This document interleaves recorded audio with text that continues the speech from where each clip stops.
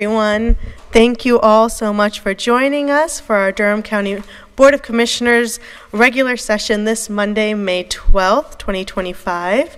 And you know this is going to be our budget presentation day because our budget director, Keith Lane, is here in his budget vest. I'll get us started with our public charge. The Board of Commissioners asks its members and residents to conduct themselves in a respectful, courteous manner, both with the board and fellow residents. At any time, should any member of the board or any resident fail to observe this public charge, the chair will ask the offending person to leave the meeting until that individual regains personal control. Should decorum fail to be restored, the chair will recess the meeting until such time that a genuine commitment to the public charge is observed. Commissioner Valentine, would you like to read the land acknowledgement? Certainly. As we convene for the Durham County Commissioners meeting, it's crucial to recognize the painful truth of history. We stand on the stolen ancestral lands of the Catawba, the Eno, the Occaneechi, the Shakori, the Tuscarora peoples, whose deep connection to this land predates our own arrival. We acknowledge with humility the unjust displacement and violence that occurred, leading to the dispossession of indigenous peoples from their homelands. Their resilience in the face of such adversity is a testament to their strength and spirit. May we humbly honor the ancestors and elders of these nations, both past and present, by committing ourselves to fostering understanding, healing, and justice for all who inhabit this land. Let us walk forward together with open hearts, acknowledging the past and embracing a future guided by compassion, respect, and unity. Thank you, Commissioner Valentine. Commissioner Burton, would you like to lead us in the pledge? Yes.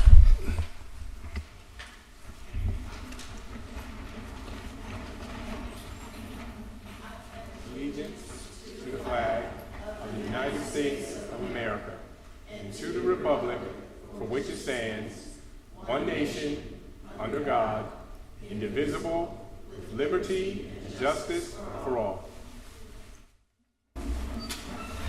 Thank you, Commissioner Burton. I'll now ask the board if there's any agenda adjustments. Okay. Seeing none, I'll entertain a motion to approve the agenda. So moved. Second. Moved by Commissioner Burton, second by Commissioner Valentine. All in favor say aye. Aye. Any opposed? The agenda is adopted 5-0. We'll now move to Clerk Wallace to read our announcements. Good evening. I'll read the announcements published in tonight's agenda. The Durham County Transportation Department is excited to announce it has launched a new Durham Transit Tracker dashboard dedicated to tracking progress on accomplishing the goals of the Durham Transit Plan. It outlines budgets and expenditures on transit projects funded by the Durham County Transit Plan, including key metrics on projects. You can find the information at Durham Transit Tracking Dashboard. There is a link on the agenda.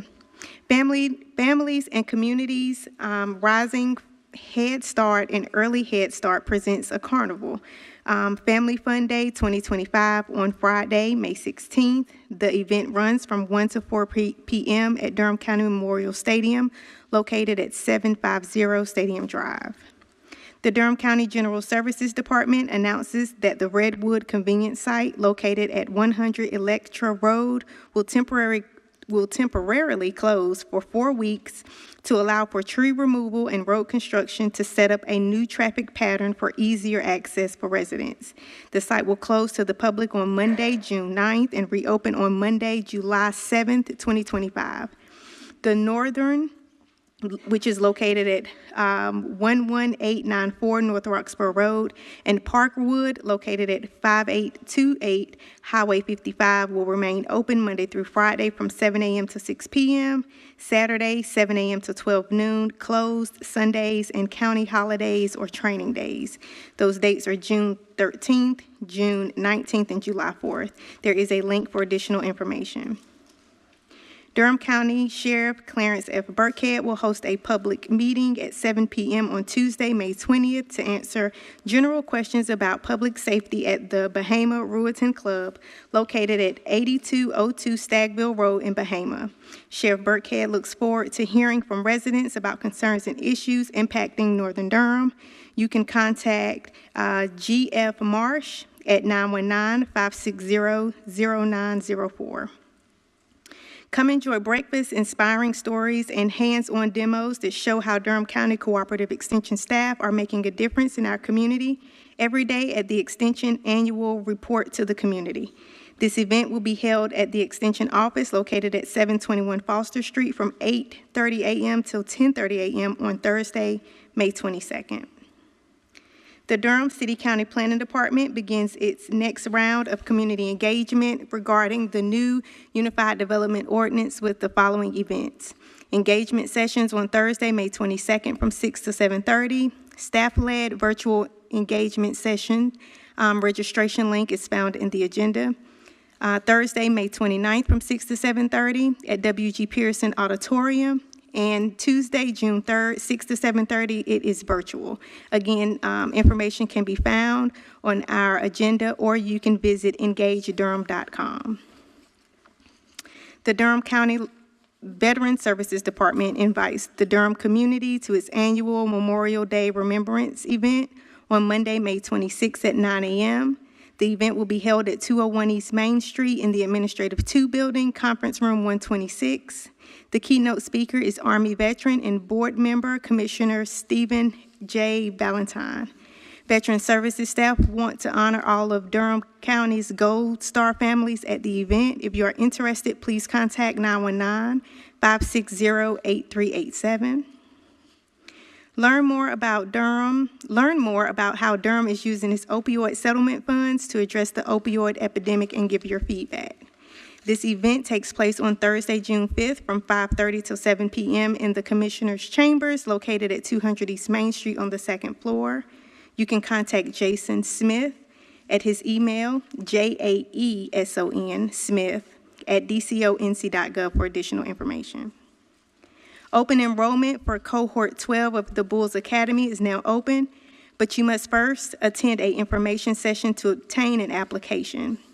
Information sessions are held via Zoom on Wednesday, May 14th at 12 noon, Wednesday, May 28th at 12, and June 11th at 12. Applications for Cohort 12 will close on June 22nd. You can visit maidendurham.org/Bulls Academy for additional information. And lastly, the LSA Plus Property Management Division of Laurel Street will start accepting applications for initial tenants on Thursday, May 15th at the Durham Bottling Company located at 501 Ramsey Street between 11 and 3 p.m. You can visit renegadedurham.com/apartments for more information. And that concludes the announcements published in tonight's agenda. Thank you so much, Clerk Wallace. Are there any additional announcements from the board? Commissioner Jacobs and then Commissioner Burton. Well, I could not let the announcements pass without lifting up the launching of the Laurel Street Partners public-private partnership with Durham County. Are the Renegade Apartments that are taking applications. It feels like a miracle to me that this is actually happening, maybe to some of our staff as well.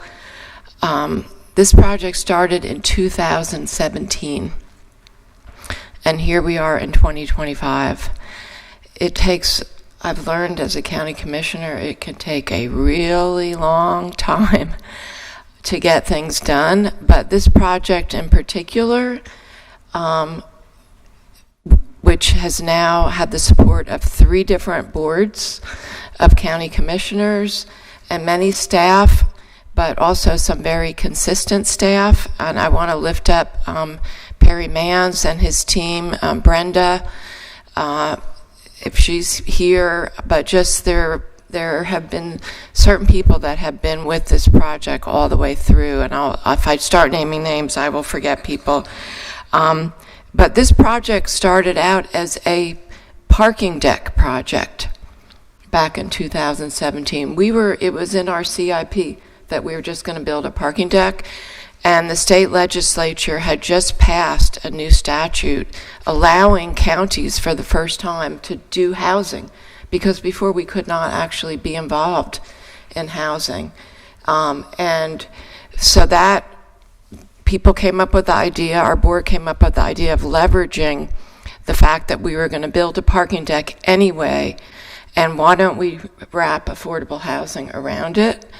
And so it really came from people being creative and innovative. I just want to lift it up because we've never done it before.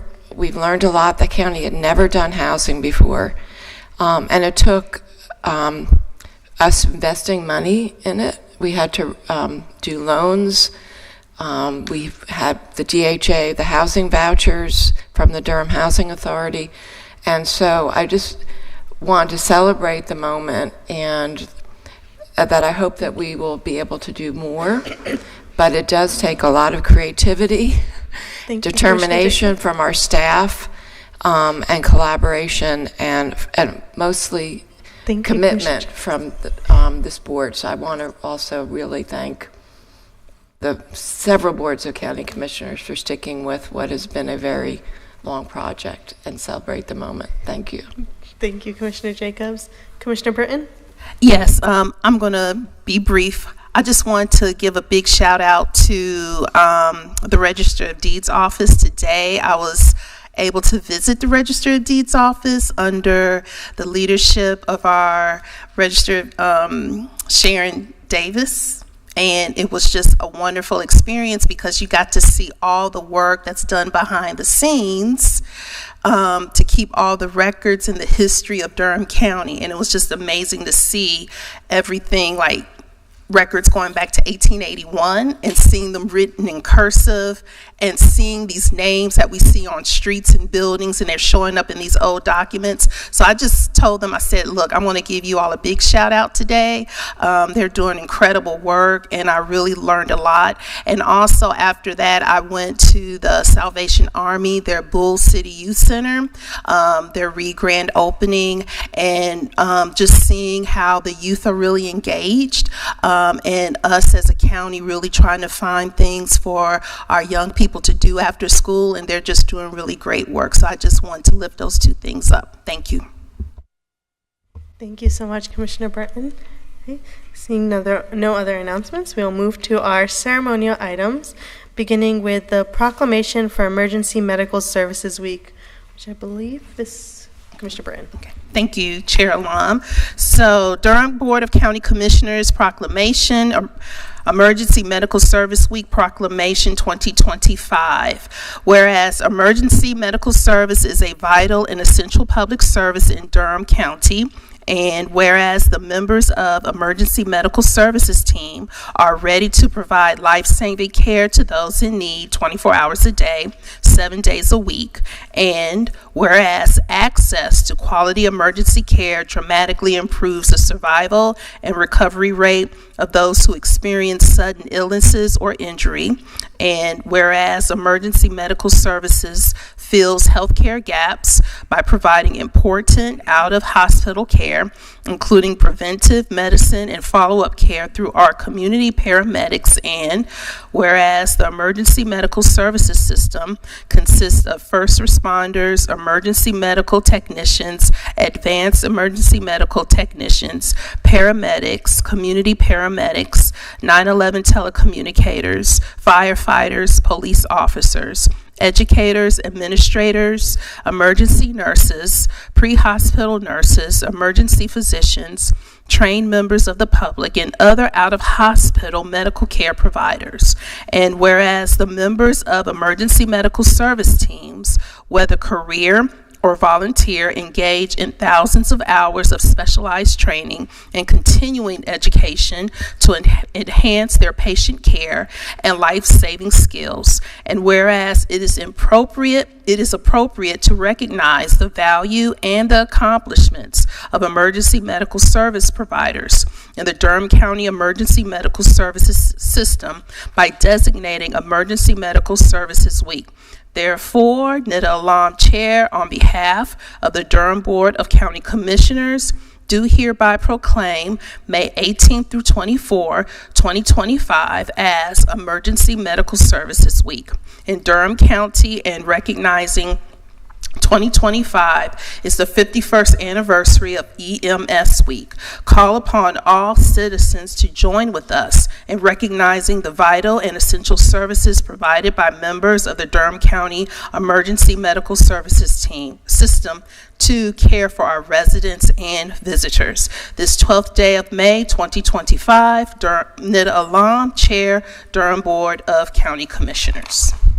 Thank you so much, Commissioner Burton. And I believe we have Dr. Lockhart here, as well as Gordon Smith, our Deputy Chief of Operations.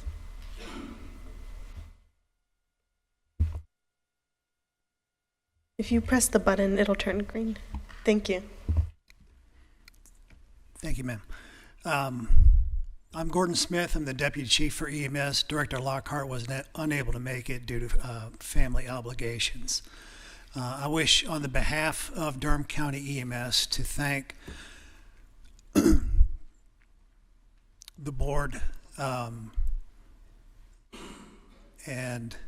I'm sorry, I wish on the behalf of Durham County EMS to thank Madam Manager Hager, Commissioner Alam as chair, the rest of the Board of County Commissioners, and the citizens at large that are present tonight. Not only is the 51st anniversary of National EMS Week, but it's also the 50th anniversary for Durham County EMS. We've been responding to calls since 1975. The theme for National EMS Week is that we care for everybody, and I was just sitting here, wrote up something to express my thoughts on that. So our dedication and skills are tested each and every shift. The challenges we face include cardiac arrests, strokes, helping elderly citizens that just need someone to talk to or a hand up from the ground, motor vehicle collisions, and even drug overdoses on the streets of our city and county. Our roles and responsibilities evolve every day. We do our best to rise to meet those challenges through various programs with excellent clinical care, our community paramedic service, and other things. And I would also like to say that it's not only Durham, but the reason we have National EMS Week is for all the first responders. And I'll just say this in closing, that we're experiencing that right now due to the next agenda item. We have requested from the state task force additional ambulances to assist in a memorial service that will be held next week. And the state and our other public service agencies that do EMS have responded by providing 16 ambulances to cover Durham while we're at the service. And that should show you that we care for everybody, and that includes ourselves. Thank you so much.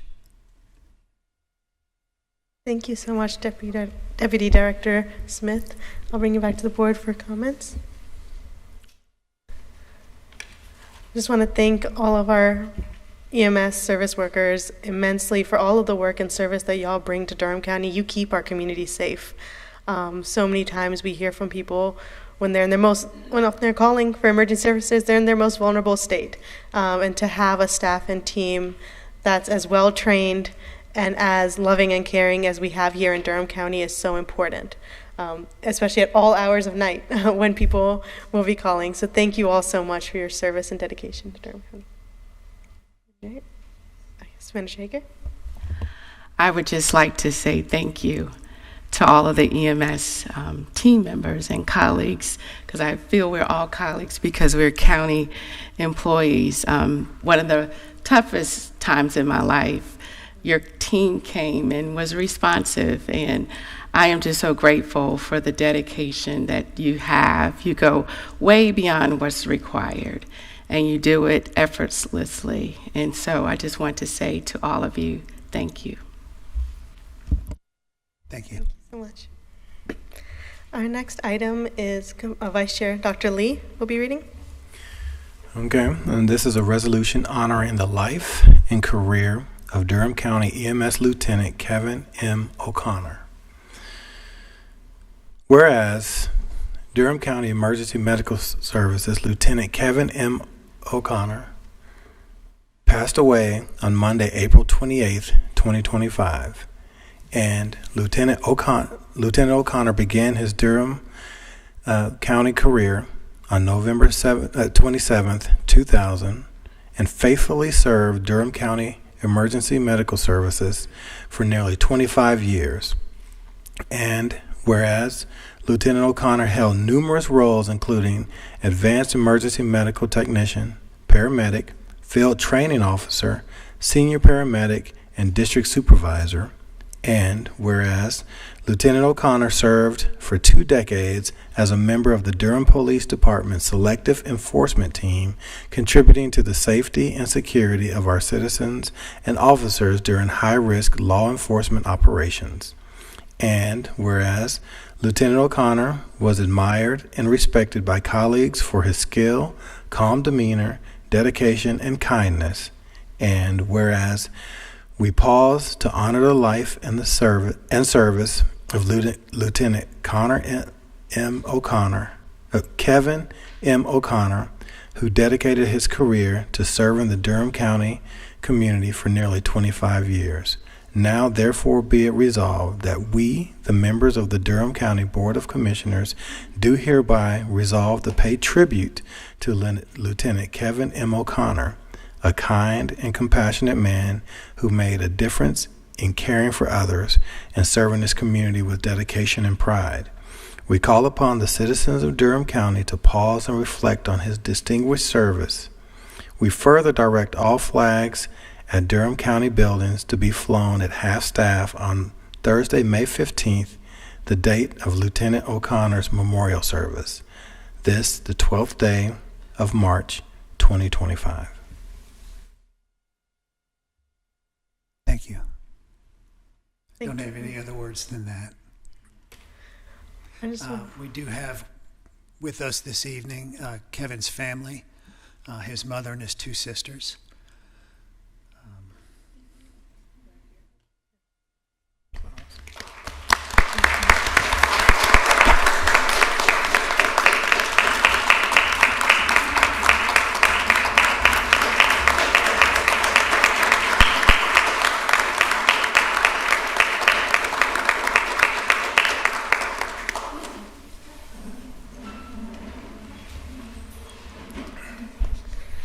Thank you so much. I shared this with you before, but thank you for sharing Lieutenant Connor with us here in Durham County. Thank you, I know, for the support system I'm sure that you all were for him in this work. As we just heard with emergency services employees, you guys are facing our community in some of the most vulnerable times. You're taking that home. And so he carried the weight of Durham County for over 25 years, and you guys were there lifting his shoulders up. Thank you so much for sharing him with us and allowing us this opportunity to recognize and remember his service to Durham County. Thank you. Commissioner Jacobs? Well, I just wanted to say to Lieutenant O'Connor's mother and sisters, I'm so sorry for your loss. And we have been so fortunate to have him as a part of our community for all of these years, and literally now for half of the history of Durham County EMS. He has been a part of that history, building up this organization, serving in so many roles, and touching countless lives through all of those years and every day. And we're grateful to him and to for your whole family.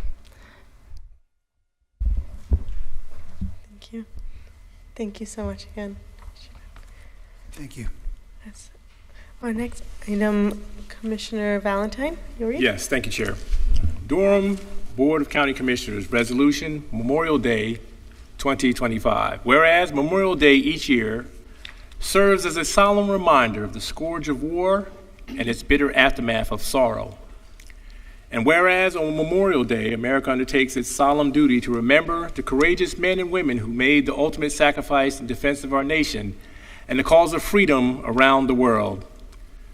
And whereas on May 5th, 1868, Major General John A. Logan established Decoration Day as a time to decorate the graves of the war dead with flowers, and whereas in 1971, the U.S. Congress declared Memorial Day a federal holiday and decreed that it observed on the last Monday of each May, and whereas as we honor those who have died in our nation's service so that the war might end, we understand and appreciate the values of patriotism, of citizenship, of commitment, honor, and duty.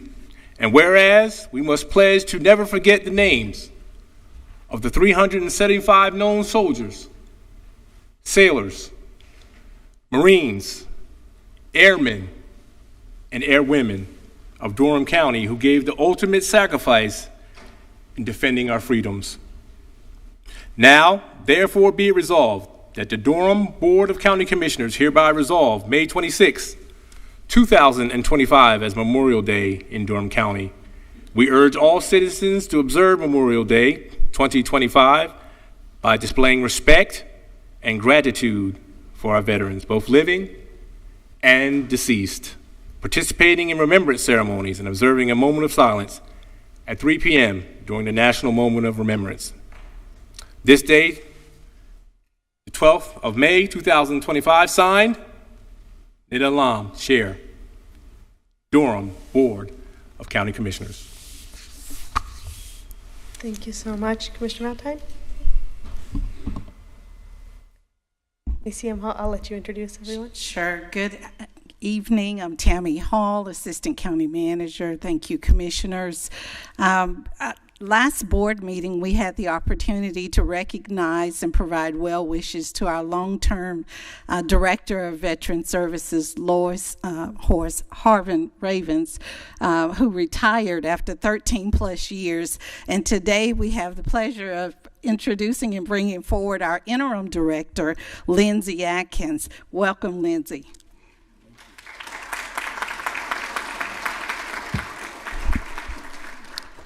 Thank you, ACM Hall, and certainly thank you, County Manager, Board Chair, Board Commissioners, for being consistent, for year after year, allowing us this opportunity to pause and to reflect, as should a grateful nation, and remember the lives of those who stood in harm's way, who never made it out of their uniforms, who left families. This freedom that we have came at a great price. And so on Monday, Memorial Day, we're going to pause to remember those who stood in harm's way. And we thank you immensely for your support. We do thank and miss already our esteemed director, Lois Harvin Raven, who elevated our Memorial Day ceremony in Durham to a higher level. And I have one ask before Jonathan comes to share some details about that day, is that on that day, all of you that are here under the sound of my voice, you may not be able to make our ceremony at 9 a.m., but at 3 p.m., if you could go ahead and ask Siri to set an appointment for you at 3 p.m., just 10 seconds of silence. What a powerful demonstration it would be if this nation indeed pause at 3 p.m. on Memorial Day just to remember the awesome sacrifice of those who stood in harm's way for our freedoms. So if you can't make it, and even if you are able to make it and you're somewhere safe, please remember at 3 p.m. that awesome day and time. Jonathan will come and share some more information with you. Thank you, Lindsay. I'm Jonathan Crooms, one of the Veteran Service Officers, and also joining me are Halen Juarez Ruiz, fellow Veteran Service Officer, and our newest Veteran Service Officer, Kwame Hester. Together, we as a team have a wonderful Memorial Day program planned for the community. Commissioners and staff, you all are invited. The entire community is invited. It will be at 9 a.m. on Monday, May 26th, right across the street on the first floor in room 126. We'll have our program there, and then we'll actually conclude with the laying of a wreath outside of our county memorials, outside of this building, and the live playing of taps. We do have a couple special elements of our program this year. Our keynote speaker is Commissioner Stephen Valentine, who himself is not only an Army veteran, but from a Gold Star family. And so we are very excited to hear the words that he's going to bring for the community. This year, we've also tried to do a little bit more outreach early on to try to identify more Gold Star families in the community. And several staff have been incredibly instrumental in helping us with that. Both Commissioner Valentine and ACM Delgado have graciously filmed clips for us so that we could advertise. And Randy and Alicia and Dawn from Public Affairs have been instrumental as well. So we have just a wonderful program. We invite you to come be a part of it. As always, the most meaningful part for us is the chance to read the names of the 376 known soldiers, sailors, and Marines who perished at war. We hope you'll make our program part of your Memorial Day. Good evening. My name is Halen Juarez-Ruiz, and I am one of the VSOs. Thank you. I actually want to thank you all for giving us a chance to not let history be erased and continue to support it in today's trying times. Thank you. Good evening. Again, my name is Kwame Hester, and again, I want to thank you all for the proclamation, and we look forward to honoring our veterans, those that are with us, those that are no longer with us, and our Gold Star families. Thank you. Thank you all so much for the service and work that you do to make sure that we support our veterans and remember the families and who have lost loved ones at war. We're so grateful for that service because I think it's important. We know when we hear y'all come to our meetings, how so often this is a part of the community that doesn't receive the amount of attention that it deserves, especially with the amount that they sacrifice for us each and every day. So just grateful to y'all for your service and for bringing this resolution and allowing us the opportunity as a community to come together and remember Memorial Day. Commissioner Burton? Yes, thank you so much for the work you do to support veterans. My father is a veteran. He served during Vietnam, and then my grandfather served during World War II. And, you know, they believed strongly in serving our country, and our veterans, you know, sacrifice, and they need the support and care that we can give them. So thank you for doing this work, and I plan on being there on May 26th. Vice Chair Dr. Lee? I'll add, just like Commissioner Burton, I come from a family of veterans. My dad was in the Air Force, my uncles, my grandfathers, all of that. And so first I'll say thank you all for your service.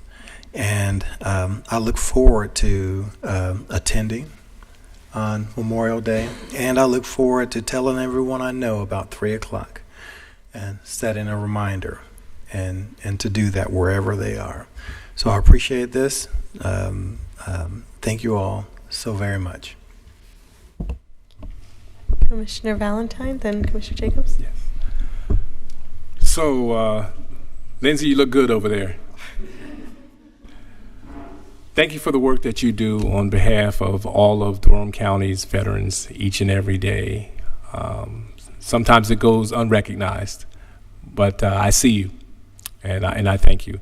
And to all of the Gold Star families who live amongst us in Durham County, thank you for standing in the gap year after year And thank you for your sacrifices. And so often it's the person that's lost that's talked about, and it's the family that's left behind to pick up the pieces that's neglected. And so I want to tell you that in 2025, we recognize your sacrifice and your commitment to the memory of your loved one who was lost. And so, thank you. Well, thank you all. I'm also the child of a veteran. My dad was a CB in the Navy, medical officer. And it's great to see the legacy continue, even though Lois is not here. We know we are all in really good hands. So thank you for the great work you do, and welcome, Mr. Hester, to the team. I just wanted to lift up that there is one other important event that you all are hosting, and I wondered if you could tell the community about that event as well, because I believe it's something new. It is, and we have a proclamation coming up for that. Oh, okay, I'm getting ahead of it then. The Women's Veterans Day. Yes. Yes. Okay, We're really excited about it. Okay, so stay tuned for the celebration of women veterans is coming. So we'll hear more then. Thank you. And looking forward to the celebration coming up. Thank you. Thank you all so much again. Thank you. And then Commissioner Jacobs, you have our last, no, I have the last one. You are next though. Yes. Durham Board of County Commissioners Proclamation, Mental Health Awareness Month 2025. Whereas mental health includes our emotional, psychological, and social well-being. It affects how we think, feel, and act, and helps determine how we handle stress, make choices, and our ability to build relationships. And whereas the National Institute of Health reports that nearly 1 in 5 adults live with a mental illness, affecting people of all ages, races, ethnicities, and socioeconomic backgrounds, the emphasis of taking care of ourselves should be the norm rather than the exception. And whereas there are ongoing efforts and initiatives in Durham to identify the resources and gaps in services at each intercept in the sequential intercept model to divert individuals with mental illness and substance use disorders away from detention through innovative strategies.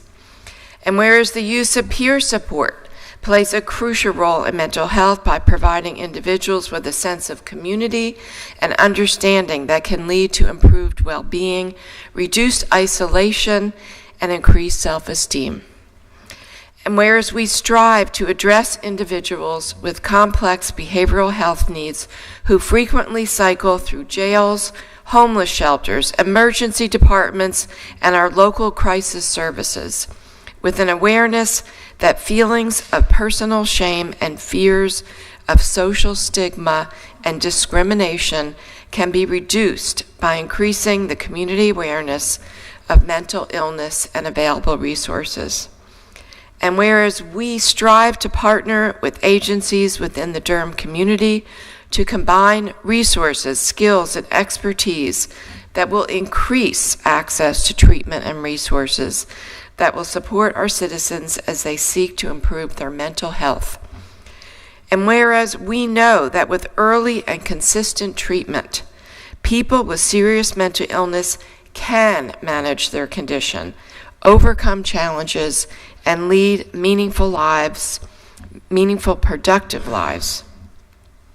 And whereas we strive to improve public safety, reduce recidivism, and improve the quality of life for citizens in the justice system experiencing symptoms of mental illness by offering specialty courts and programs such as jail mental health services and jail transitions to ensure continuity of care. Now, therefore, I, Nida Alom, Chair of the Durham Board of County Commissioners, do proclaim May 2025 as Mental Health Awareness Month in Durham County, North Carolina, and call on all citizens, government agencies, public and private institutions, businesses, churches, and schools to come together to promote awareness and understanding of mental health, reduce stigma, and recognize the necessity of accessible and appropriate mental health services for all citizens of Durham County. This 12th day of May 2025, Nida Alam Chair, Durham Board of County Commissioners. Thank you, Commissioner Jacobs. And we have Ms. Director Roshana Parker and her team. Good evening. Thank you for having us this evening. I'm Roshana Parker, Director of Justice Services Department, and to Madam Chair, Madam Manager, and the Commissioners, thank you so much for having us and recognizing Mental Health Awareness Week or Month. We are definitely excited about being here to show off some of the programs and services that we offer through Justice Services and partnerships with community organizations that help to support the work we do around mental illness. So with me tonight, I have Renee Shaw, who is our Mental Health and Substance Abuse Program Manager, and Mark Strange, who is our Clinical Services Manager, and I'll let you hear from them.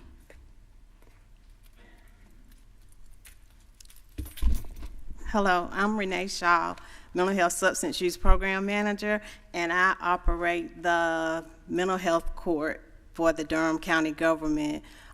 Programs that we offer include therapy, individual group trauma therapy. We offer substance use therapy for those individuals, and I also want to highlight the Stepping Up Initiative Committee that I sit on, where we work together with many community partners in an effort to try to reduce the number of individuals with mental illness in the detention center.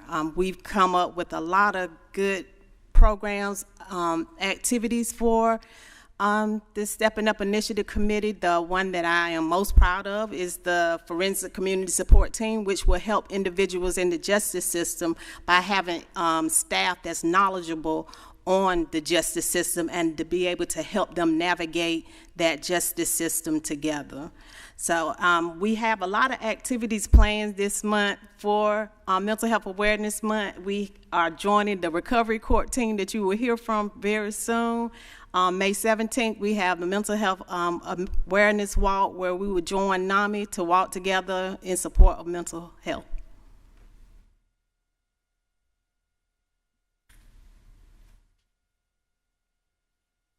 Good evening. I'm Mark Strange. I'm the Clinical Services Manager with Justice Services Department. I just wanted to highlight a couple of quick things in addition to what's already been mentioned. With your support and encouragement, we're involved in a number of other community activities promoting mental health in the Durham community. For example, we do street outreach with the HEART team, trying to help people on the street to avoid becoming involved with the legal system. We do trainings with EMS and with the Sheriff's Department, new employees, trying to help them manage mental health emergencies on the street so they don't escalate. We do a lot of work in the jail with jail mental health, trying to identify people who are there because of their mental illness, help them to get stabilized, get connected to the outside resources they need so that they don't wind up in jail again. We do a number of activities like that. We're involved with a number of community organizations, like Renee was just mentioning, trying to identify what are better ways to address these issues. This morning, for example, we're in another meeting with the jail psychiatrist talking about what can we do about competency to proceed and how to get these people processed. How can we work with other counties to use resources that we all share and make this system work a little bit better for those folks. So there's a wide variety of things that we do. Most of it you've probably heard about. Some, you encourage it, you support it, and there are other things that we do just because they come available, and we're trying to make a difference in as many ways as we can. Thank you.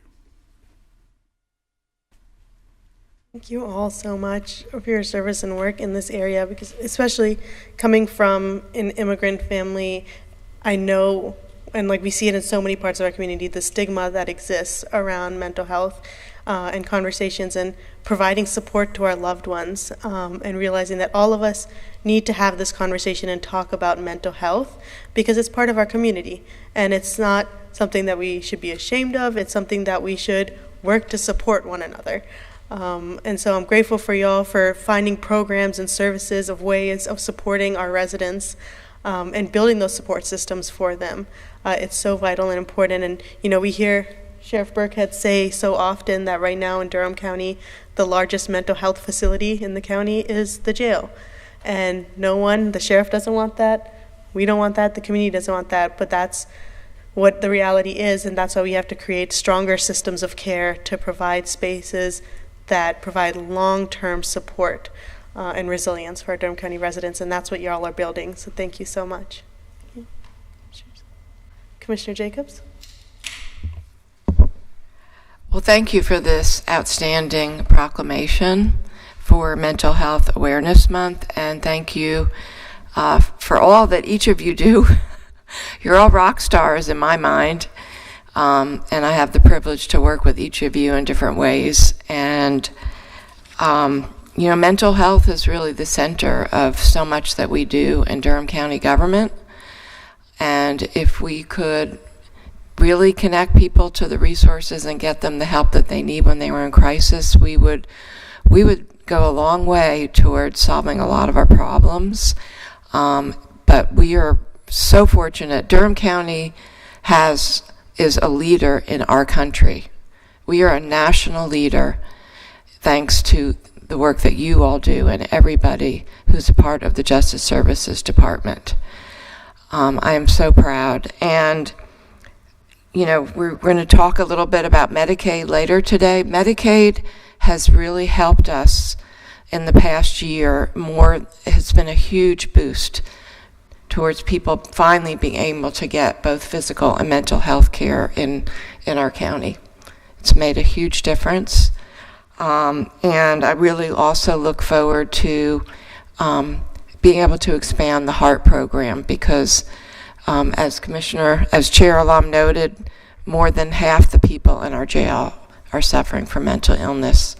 And we have to keep working at the gaps in our system and doing everything we can to minimize people's interaction with the justice system so they don't end up in the jail and they get the care further upstream. So thank you for helping us be aware of all the programs that are out there and all the amazing work that you each are doing. Thank you. Commissioner Valentine? Yes, thank you, Chair. Thank you for increasing awareness around mental health and also for normalizing mental health treatment. I think that our community is healthier when we normalize mental health and its impact on our community. And so every opportunity that we get, like we're getting this evening, to tell people out there who need help that it's okay. It's okay to have mental health seeking behavior to get the necessary help that you need. And the work that you do every day and the resources that are provided to the people in our community are a lifesaver for many. And so thank you for the work that you do. Again, thank you all so much.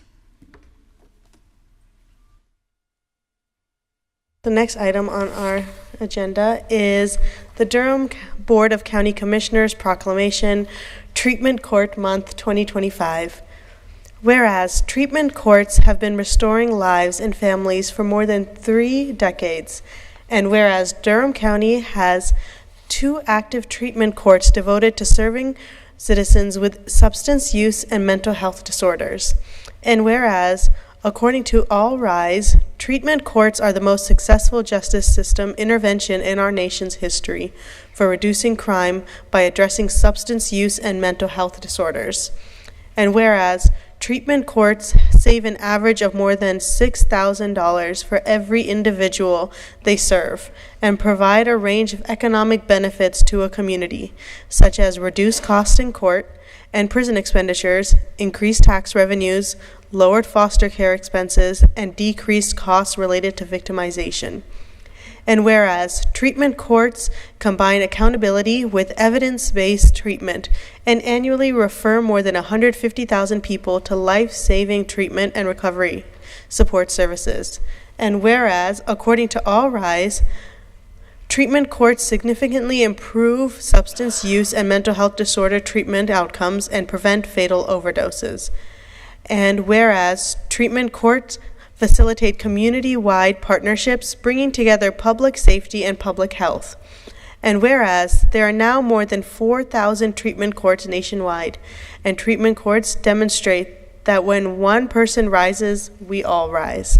Now therefore I, Nida Alam, Chair, and on behalf of the Durham Board of County Commissioners, do hereby proclaim May 2025 as Treatment Court Month in Durham County, North Carolina, and urge all residents to join in recognizing how important it is to assist justice-involved individuals struggling with addiction and/or mental health issues to gain access to the treatment resources necessary to make substantive changes in their lives.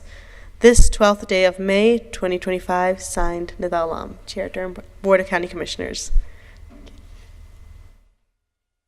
And I will just step back to the mic briefly once again to say thank you for the support for not only the mental health court that you just heard about, but the recovery court as well. When North Carolina, the state, defunded specialty courts, Durham County stayed committed to supporting the drug court and then bringing on the mental health court. So we definitely appreciate you all supporting the interventions that have been proven time and time again to work with this population. And so this is an excellent resource that we have in Durham to provide supportive services for individuals that are struggling with the disease of addiction. And so you will now hear from our coordinator, Ms. Lentora Duncan.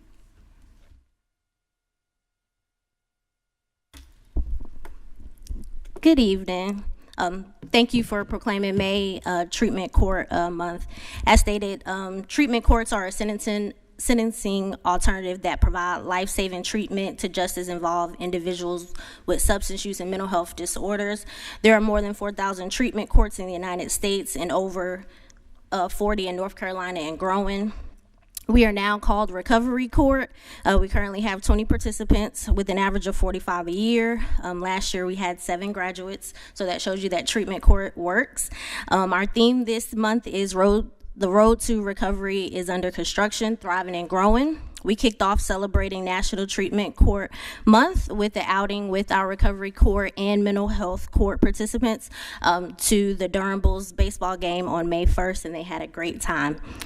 This week, we are doing Poetry Slam, and as stated, when one rise, we all rise. Thank you for the continued support, and we look forward to seeing you at our next graduation. Thank you. Thank you all so much. This is such a vital resource for our Durham community. And as we heard, it doesn't just impact that one singular individual. It impacts their entire family system, their entire community system. And so it's so important that we keep programs like this in Durham County running, but we also advocate for other communities to have treatment courts. Because we, as the resolution proclamation stated, this is the most successful justice system intervention program. So we know it works. Let's support it. Let's get it to spread so that we can help as many people as possible. Thank you so much. Any comments? Commissioner Jacobs? Well, again, this is such a fabulous program, and I love the name transition to Recovery Court, which really embodies what this is about. I've said it recently to the county manager. When I want to be inspired, I go to a Recovery Court graduation. It is truly amazing. I know there was one just a few weeks ago, and what you see is really the Durham community, a village coming together around one person.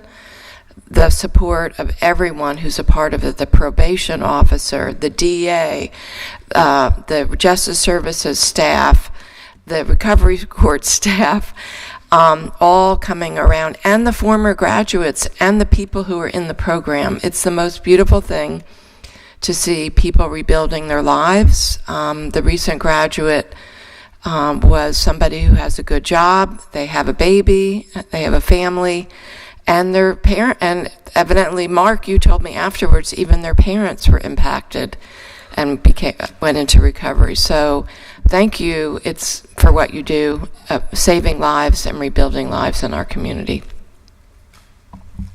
Thank you, Mr. Chios. Commissioner Burton?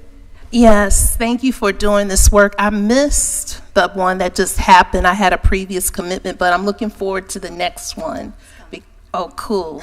I really want to see this because I know this work is important, particularly, a lot of people who have substance abuse disorder have mental health, right? It's kind of connected. So thank you I call this God's work. Thank you for doing this. Thank you all so much. I appreciate it. That concludes our ceremonial items. We have some minutes to approve from our April 28th, 2025 regular session. Are there any adjustments to the minutes? And I'll entertain a motion to approve the minutes. So moved. Second. Okay, moved by Vice Chair Dr. Lee, seconded by Commissioner Valentine. All in favor say aye. Aye. Any opposed? Minutes are approved. I will now hand it over to Manager Hager, and then us commissioners will come out to the front. And if you haven't had a chance, when we just got our budget binders, but this artwork is amazing. I'd love to know the artist, the community member artist. It's on the inside? Okay, you'll let us know? Thank you.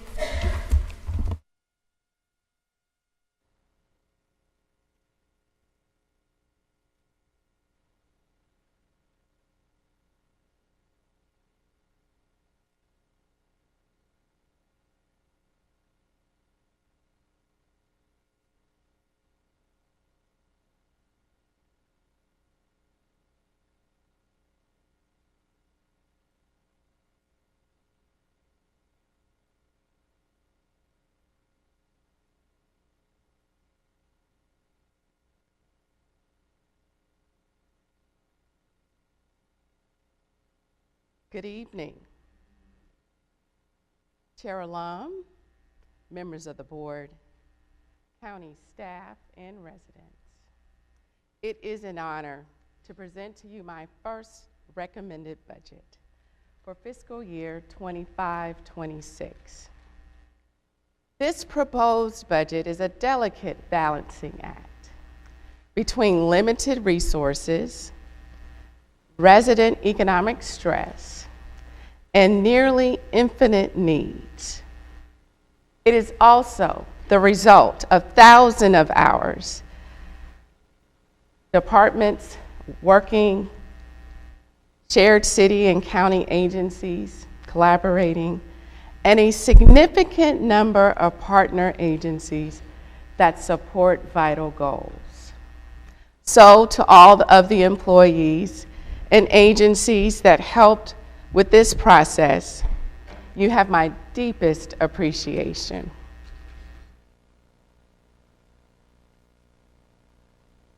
As every board meeting will show, and just as you will see tonight, the county is working in many different areas. One meeting may include an agenda item about the future of the Research Triangle Park, while the next item may see an impassioned discussion of the critical needs affecting us in affordable housing.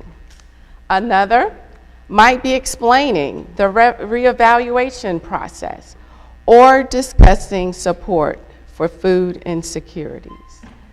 Such a varied board meeting reflects the many priorities of the board and residents, as well as the complexities of supporting close to 30 different agencies that provide a myriad of services and programs. A shifting landscape of resources and needs provided the catalyst for the county's renewed strategic plan. Limited resources competing with a growing population means the county must focus on the guidance and data. That plan, our DCO, it's called, DCO Forward 2029 Strategic Plan is our guidepost. We must use that information as a blueprint for how to achieve a better future, regardless of any obstacles. The budget development process is an assessment of needs, an evaluation of county direction, and a fiscal application of resources. It is always a series of discussions and decisions culminating in an annual plan. A plan of spending, staffing, services, and programs, all of which are reflected in this recommended budget. A foundational part of every budget process must be our consideration of financial stability. We must be an organization that can perform during the best of times, but also, and possibly more importantly, during economic, environmental, or social challenges. And while there are so many areas where the county can expand or add services, there are limited resources. Therefore, my recommended budget must make targeted decisions that offer what staff and I consider to be the best county investments. Durham County has been fortunate to have a strong economy, but the past is no guarantee of the future. The current fiscal environment has its uncertainties. As a result, the key priorities built into this recommended budget are focused on providing the best outcomes. Given the current economic climate, maintaining the county's fiscal stability remains my foremost priority. Simultaneously, we must provide robust public safety services to our growing population while creating comprehensive educational and workforce opportunities for residents, with Durham Public Schools as the cornerstone of these efforts. All additional priorities must be evaluated through the lens of long-term financial stability and affordability.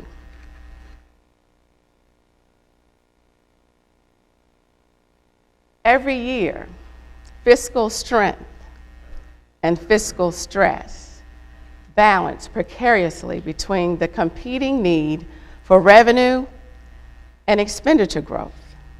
The budget process generally tries to move the scales toward fiscal strength through prudent revenue projections while also supporting sustainable expenditure growth through strategic choices.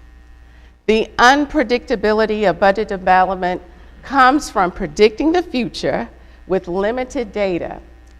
In turn, that variability between prediction and reality can quickly swing the scales back towards fiscal stress.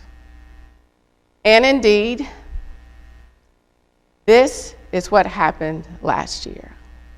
And more concerning, in the current fiscal year. Actual revenue collection compared to estimated collection has not been as strong as initially predicted. For 2 years running, revenue sources have slowed or even decreased. These new fiscal realities require a shift in organizations' expenditure growth to align with projected revenues. A view of revenue changes shows growth in property tax revenue. Before any property tax rate increase of nearly $18 million for the general fund and the capital financing fund, continuing a trend of annual strong natural growth of property tax. However, when looking at other major revenue sources, the growth is significantly lower, with a number of key revenues decreasing year over year. General fund sales tax growth decreases over $1 million, while several other revenue sources are also seeing a reduction. These key revenue sources and their natural growth support many built-in costs. Without higher annual natural growth in revenue, the county must raise the property tax rate to collect more revenue or slow expenditure growth, or a combination of both. January 2025 saw new county valuations for all real property. The valuation change equates to 60% increase in total property valuation. Durham is truly a popular place to live. This valuation increase is offset by a corresponding revenue-neutral property tax rate decrease, down from 79.87 cents to 51.92 cents. This revenue-neutral rate is in accordance with state law, but the county is still allowed to approve a tax rate increase on top of the revenue-neutral rate.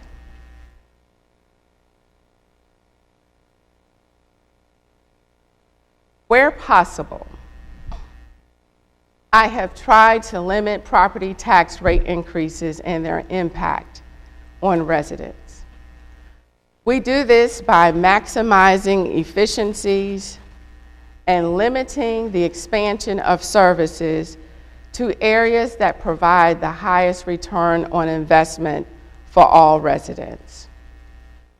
But when slowing growth in other revenue sources competes with higher service demand or higher cost, the options to fill those gaps are limited to property tax increases. With those realities, I am proposing a 3.5 cent property tax rate increase for this recommended budget. This increase will add $30 million in new revenue to support education, meet increased service demands in key mandated areas, address talent retention, provide for aging facilities, capital projects, and ongoing debt service needs. We budget property tax revenue in two areas. One, to support the general fund, and the other to support the capital financing fund, which pays for capital projects and debt service. Please note the middle column, which shows the revenue neutral rate related to the revaluation process, and the recommended tax rate to the right, which shows a 3.5 cent total tax rate increase. I would like to remind the board and residents that the property tax rate is the primary revenue source controllable by the board, and it is the only significant way to raise additional revenue. Future tax rate increases may also be needed to support ongoing county goals. Reevaluation affected all other Durham County tax districts with a corresponding revenue-neutral property tax rate. Most of the fire districts are requesting a tax rate increase or increased personnel cost, equipment replacement, and vehicle purchases. The RTP Special Park District is increasing the property tax rate for both of its funds to continue supporting area development improvements to the park trail system and to plan for future investment needs.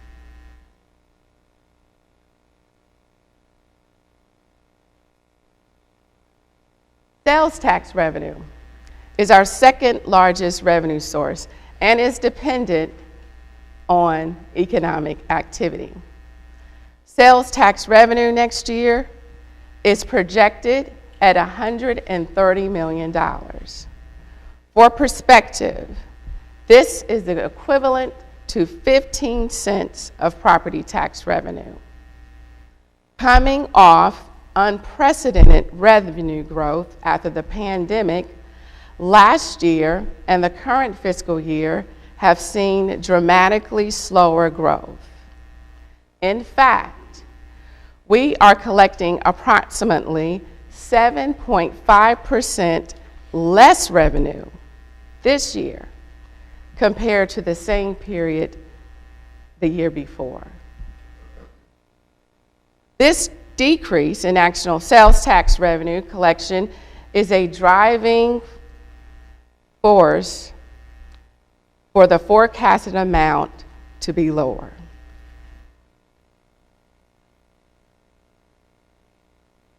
The effect of slower sales tax growth can clearly be seen here. For 3 years, sales tax revenue grew by over $11 million, with fiscal year 23-24 seeing close to $22 million in new growth. That growth in revenue funded a host of high-priority county needs before adding any pressure to increase the property tax rate.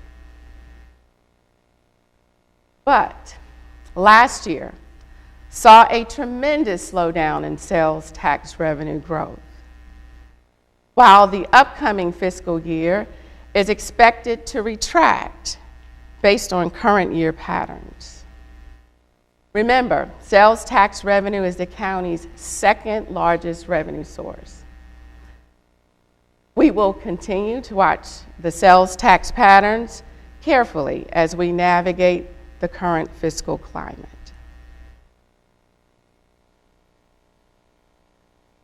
It is also essential to recognize some other revenue trends for the upcoming year. While we are projecting increases in investment revenue and Medicaid hold harmless, decreased projected revenues occur for EMS patient fees. We are also projecting a slight decrease in register of deed fees due to higher interest rates, slower home buying, and limited housing inventory. The allocation for fund balance will need to be reduced to align with the projected revenue and expenditure trends, and to ensure reserves are maintained at the level that keep the county in a sound fiscal position. These decreasing revenue factors contribute to the limited growth of the expenditure budget. While the general fund is where the vast majority of activity and spending occurs, there are a number of other funds that serve specific county purposes. These include the already mentioned special tax district funds, the debt service fund, and our sewer utility fund. The county budget, including all of these funds, increases 7.4% to over $1 billion. The general fund budget, a subset of that total amount, increases 5.6% to a little over $688 million.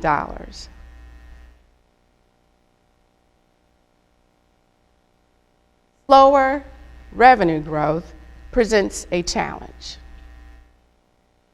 But when combined with spending adjustment, it creates potentially significant budget imbalances. This budget process started with over $55 million in expenditure requests above projected revenues. As in prior years, education remains a high funding priority. To that end, I am recommending a Durham Public Schools funding increase of over $10 million. Equally important are Durham County government's hardworking employees with funds budgeted to meet and support a merit pay increase for employees who meet or exceed performance goals. Additionally, $6.3 million support the increased cost of employee benefits. These three categories alone exceed the natural revenue growth that was shown on the previous slides.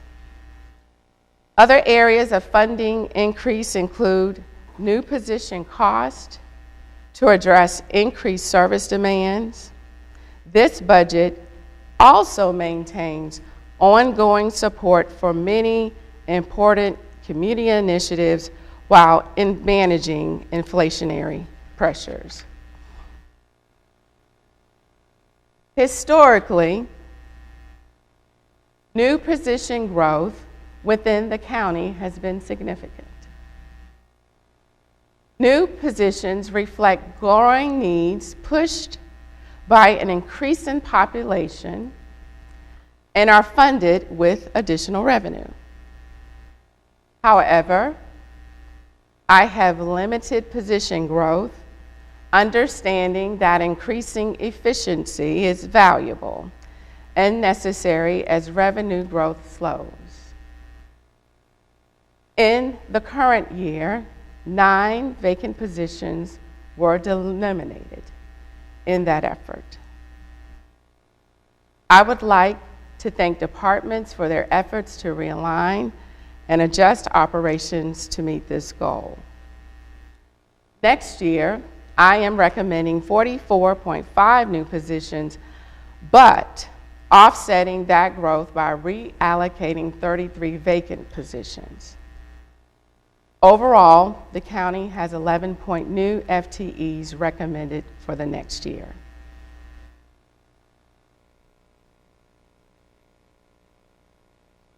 The county's commitment to education continues to be unwavering. The recommended budget, while recognizing the many needs of Durham Public Schools, supports an additional $10.3 million for current expense funding, bringing total DPS support to almost $224 million, a 4% increase. Per pupil funding for next year increases $128 to $5,496 per student, keeping Durham in the top 5 funded school districts across the state.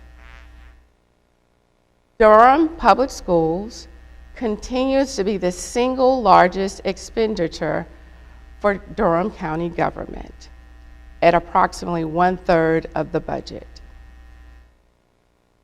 The county also provides approximately $77 million in additional indirect support for Durham Public Schools through a number of different departments and programs, the largest of which is an annual debt service payments for school buildings.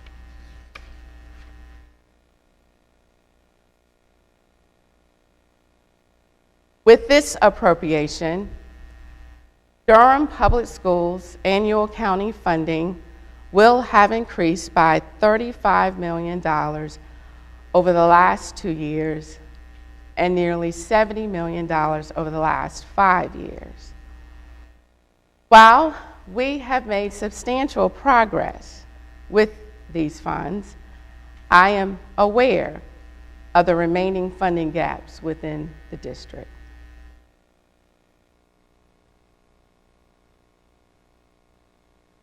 One major concern is the funding required for deferred maintenance, repairs, and renovations.